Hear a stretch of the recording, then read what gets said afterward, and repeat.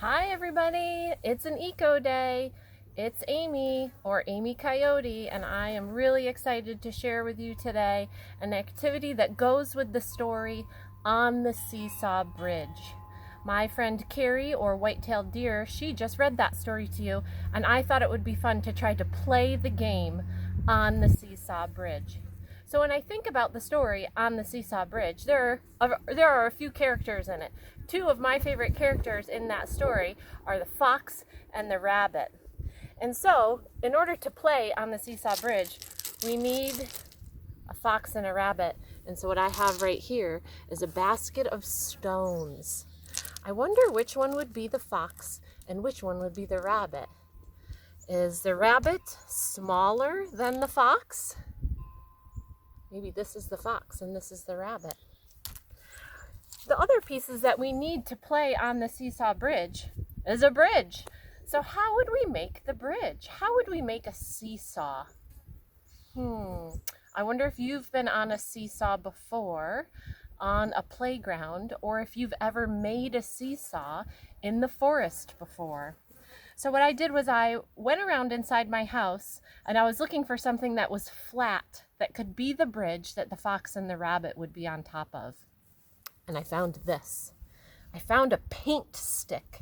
This is a special flat stick. It's very thin that you use to stir paint. It also reminds me of a ruler, but I couldn't find the ruler in my house. So if you have a ruler or a paint stick, you could use that for the bridge. The other part is what the bridge was sitting on. In the story, I know the illustration showed two sticks like this that were holding the bridge up, that turned it into a seesaw as the fox and the rabbit moved back and forth. Now, I didn't have two sticks that would work for that, but I looked in the corner in my kitchen and I saw this, which is a weight. And what I realized very quickly was that this part of the weight right here has enough surface area that I could balance the paint stick right on top of it. So these are two things inside my house that I found. Here's the bridge, and this is what can hold the bridge up. Now maybe if you're outside, and maybe if you have been playing in the forest yesterday, or you might play in the forest later, I was also thinking that maybe this could be the bottom of the bridge. Two round sticks, which kind of remind me of this weight. See, they're both round at the top and have enough surface area that you could balance a flat stick. This is not the paint stick. This is another stick that I found out in my garage. Or maybe a flat piece of bark from a tree that came off of a tree that I found on the ground. This also reminds me of a paint stick or a ruler, but it's something I found in the forest. Something else that I found in my garage was a board, a flat board. This would also work as the bridge. So as you can see, I've got a lot of materials to use to make my seesaw bridge with my fox and my rabbit. So how are we going to do this?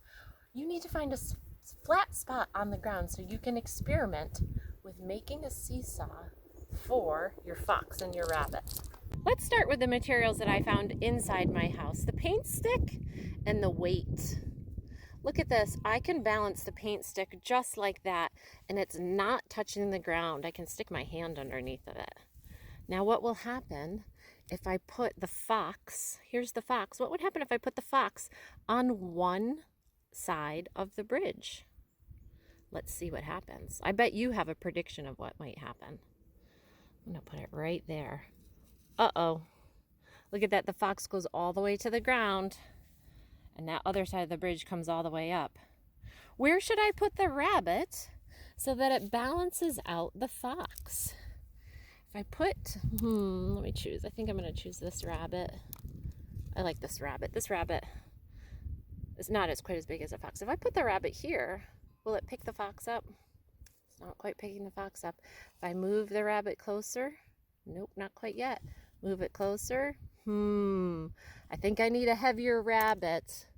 Let's see. I wonder if this rabbit will work. Will this rabbit work? This is a stone. Well, that one's not lifting it up. Maybe we need two rabbits. Oh, what happened? Now the fox is up in the air and the two rabbits are down here. Maybe the fox needs a friend. How can we balance this? I'm going to pick another one of these. Let's see. Here's a fox friend. I'm going to put the fox right here. What do you think will happen to the two rabbits on the other side? Oh my goodness. They balanced the seesaw bridge. Look at that. Now, I know in the seesaw bridge, on the seesaw bridge, the story, there was some water. Should we try it with water? All right, I'm going to try it with some water. I'm going to carefully pick up my paint stick. I'm going to move my weight out of the way. And now I have a bowl of water that I put a little bit of blue food coloring in to make it look like the river that they were over. What happens if I put my paint stick on the edge of the bowl? Will it balance? Oh no, everybody fell in. So I have some problem solving to do here. Can I balance the paint stick with nobody on it? Can I balance the bridge with nobody on it? Oh, almost. It almost worked. So how many foxes and how many rabbits could be on this very wobbly bridge? That will be for you to find out. Well, now that we've played on the seesaw bridge with the materials that we found in our house, I thought maybe we could play on the seesaw bridge with the other materials that I showed you earlier. I chose the round stick that I found in my yard, and I chose the piece of bark, that kind of wavy piece of bark. One end is wider than the other end. And then I put the stick on top of the flat board just so that I could see my work better. And right here I have fox and rabbit already chosen. They almost look the same size, but when I hold these in my hand, the weight feels different. This fox feels heavier than this rabbit right here. So I'm going to put the fox over here on this end. And I'm going to put the rabbit way over here on this end. Remember, the rabbit was trying to cross the bridge and the fox jumped on and said, "You will not get past me." The seesaw bridge is not balanced. I wonder what would happen if the fox moved closer to the rabbit. Remember, the rabbit was very scared in the story and didn't want to get too close to that fox. But the fox was trying to get closer to the rabbit. Let's see what happens when I move the fox closer to the rabbit. Do you have a prediction of what might happen? Let's look carefully right now. The fox is on the ground and the rabbit is up in the air. Let's see. Here comes the fox. Just a little bit closer. Oh, nothing's happened yet. I'm gonna move that fox just a little bit closer. Doesn't look like anything's changed. Let's move that fox a little bit closer. Oh. I can feel the bark moving. The fox got all the way there. Oh, I notice that as the fox gets closer to the rabbit, the end of the seesaw bridge that the fox was on comes up off the ground.